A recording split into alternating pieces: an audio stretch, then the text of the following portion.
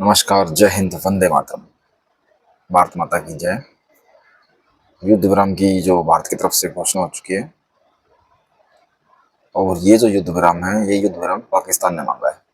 तो पाकिस्तान के जो सैन्य अधिकारी हैं, उन्होंने अमेरिका से रिक्वेस्ट करी, और अमेरिका की मध्यस्थता से भारत और पाकिस्तान के बीच जो सीज फायर हो गया है। अब ये सीज फायर तो हो गया, लेकिन इस चीज़ की हमें क्या उम्मीद है कि जो युद्ध है वो आगे ना बढ़े।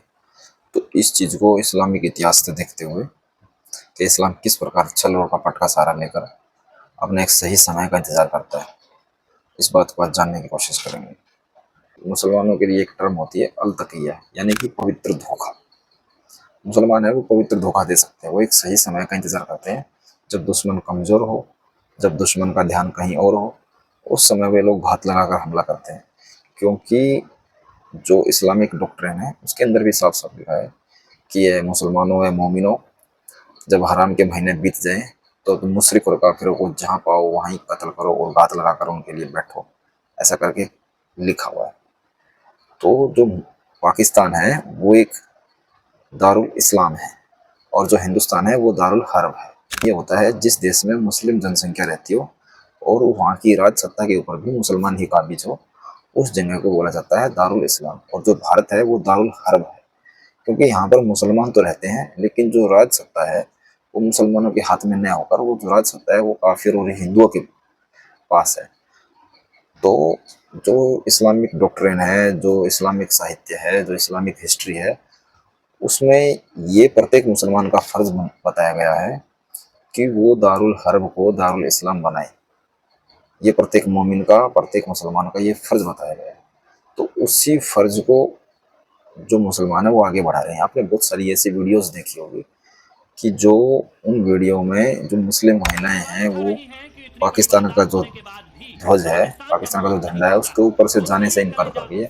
उन झंडों को, उन ध्वजों को वहां से रोड से हटा रही है। ये साफ साफ दिखाता है उनका इस्लामिक प्रेम।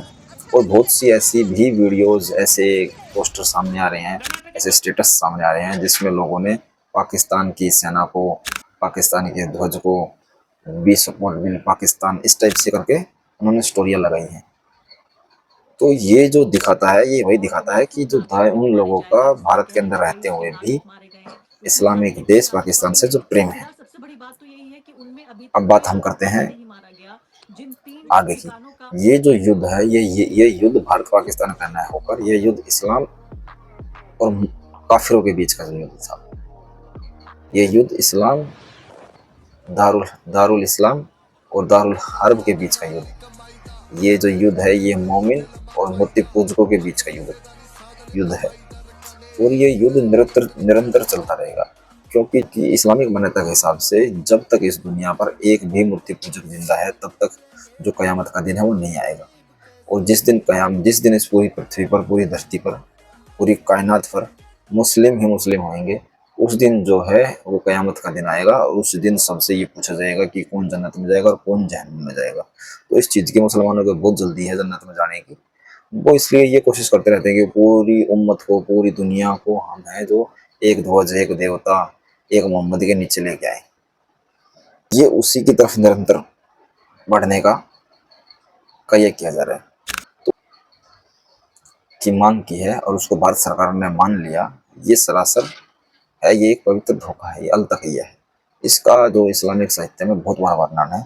एक बार इस्लामिक साहित्य से एक रेफरेंस दूंगा जिसमें कुछ बातें बताई गई है, आप उनको ध्यान से रखना। ये पवित्र धोखे के ही कुछ उदाहरण है।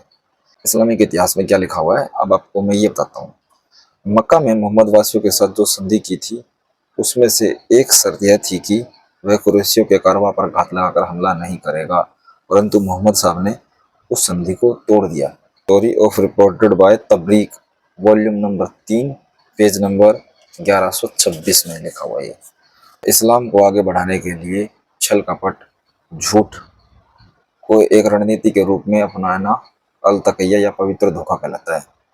अल तकिया के तहत मुसलमान हैं जो गैर मुसलमानों की आंखों में धूल झोंक सकते हैं, और इस जो झूठ को बोलने की जो है वो इस्लामिक मान्यताओं के हिसाब से इजाजत है। अल तकिया में है जो मुसलमान है वो उस्ताद है। आपने ऐसे ऐसी बहुत सारी कुछ वीडियोस देखी होगी जिसमें जो मुस्लिम है वो विक्टिम, खुद को विक्टिम दिखाने के लिए, खुद को शोषित दिखाने के लिए ऐसे ऐसे वीडियोस बनाता है। जिसमें वो बच्चे को गोद में लेके बैठा हुआ है और बच्चे को किसी ने बम मार दिया। ऐसी ऐसी पेंट लगा के बच्चों को ऐसे लाइन से बोलियां दिखा देता ताकि मानवता को ये, ताकि जो आम लोग हैं उनको ये जाए कि ये मार दिए बालक। इस तरह की जो वीडियो क्लिप से वो जनरेट की जाती है ताकि जो लोगों के अंदर है वो एक सॉफ्ट सा ये जाए कि ओए कितने बेचारे हैं, कितने बेचारे हैं, कितने मासूम हैं, ऐसा करके बन के ऐसा ढोंग करके दिखा जाता है। क्योंकि आपने एक देखा होगा बेंगलोर की घटना हुई थी जिसमें पहले तो मुसलमानों ने दंगा किया और फिर कुछ मुसलमानों ने ही वहाँ पे एक ह्यूमन चेन बनाकर जो मंदिर है उसका प्रोटेक्शन किया। तो मुसलमानों ने, जो मुसलमानों के जो बड़े बड़े ट्विटर अकाउंट हैं, उन्होंने उस ह्यूमन चेन को इस प्रकार से प्रोजेक्ट किया कि मानो कि यही जो है इस्लाम के रखवालों ने एक जो मंदिर की देखभाल की। लेकिन उन्होंने ये नहीं बताया कि उस मंदिर की जो देखभाल है वो उन्होंने किनसे की, क्योंकि वहाँ पर जो दंगे करने वाले थे वो भी मुसलमान थे और उस मंदिर की प्रोटेक्शन करने वाले भी मुसलमान थे। तो वो प्रोटेक्शन कर किससे रहे थे? लेकिन उन्होंने उन दंगों के फोटोग्राफ्स को इतना हाईलाइट नहीं किया, उन्होंने सिर्फ उसी को दिखाया कि किस प्रकार कुछ जो मुसलमान है वो एक मंदिर की देखभाल कर रहे हैं। ये उसी पवित्र धोखे के अंदर आता है। ये वही अलतकैया का ही एक हिस्सा है। इसी को पवित्र धोखा, इसी को अलतकैया, इसी को सीज फायर जो वर्तमान समय में हुआ है वो कहा जा सकता है। सब जो ये करते हैं ये किस चीज की रोशनी में करते हैं, तो इसका रेफरेंस देते हुए मैं आपको कुछ पढ़ के सुनाता हूँ। ये जो रेफरेंस है ये इस्लामिक जो किताबें हैं वहां से दे रहा हूँ आपको। असल में जब हम मुसलमान गैर मजहब वालों के लिए चेहरे पर मुस्कुराहट लाएं तो हम मन ही मन उन्हें कोसे और उन्हें भला बुरा कहें, क्योंकि वो मुसलमान नहीं है। क्योंकि हम सामने से उनको नहीं बोल सकते इसलिए मन ही मन कोसे, कोसे इसलिए क्योंकि वो मुसलमान नहीं है। इस चीज़ का क्या रेफरेंस है, कहाँ से लिया गया है? ये इस्लामिक पवित्र पुस्तक सही al Bukhari volume number 7 page number 102 में लिखा है। इसको सभी जो मुसलमान हैं वो सभी इस किताब को, सभी इस रेफरेंस को मानते हैं। इसलिए जो अभी जो ये सीज फायर है ये एक पवित्र धोखा है।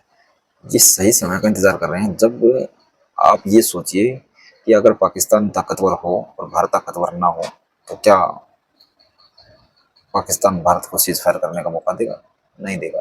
इससे पहले हम काफी बार इतिहास में देख चुके हैं, जैसे पृथ्वीराज चौहान ने, वो कहा जाता है 16 बार 12 बार मोहम्मद गोरी को हराया और जब मोहम्मद गोरी ने हर बार माफी मांग ली और पृथ्वीराज चौहान ने उनको छोड़ दिया, तो लेकिन एक बार मोहम्मद गोरी जीता, मोहम्मद गोरी ने पृथ्वीराज चौहान को नहीं छोड़ा। ऐसे बहुत सारे उदाहरण हैं इतिहास में जब हिंदू राजाओं ने, हिंदू सरकार ने ये गलतियों को दोहराया है और वही गलती आज भारत सरकार ने भी करी है। तो हमें अपनी गलतियों से सीख लेनी चाहिए और ऐसा नहीं करना चाहिए। शत्रु का जो फन है उसको कुचल देना चाहिए, उसकी जो जड़ में बोलते हैं ना मट्ठा डालना, वो मट्ठा डाल देना चाहिए ताकि वो जो पेड़ है वो सदा सदा के लिए सूख जाए। वो जो जहर है, वो जो सांप है, उसको सदा सदा के लिए कुचल देना चाहिए, उसको खत्म कर देना चाहिए। तो हमें अपने इतिहास से सीखना चाहिए कि जो इतिहास में हमसे गलतियां हुई हैं वो आगे ना हो।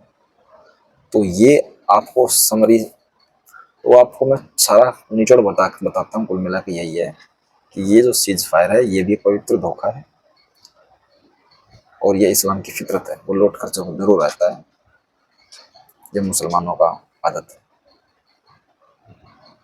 तो बने रहे हमारे साथ में। वीडियो अच्छी लगे तो वीडियो ने लाइक शेयर और सब्सक्राइब करें, बेल आइकन दबाना ना भूलें और हमारा इसी प्रकार मनोबल बढ़ाते रहें। जय हिंद, वंदे मातरम।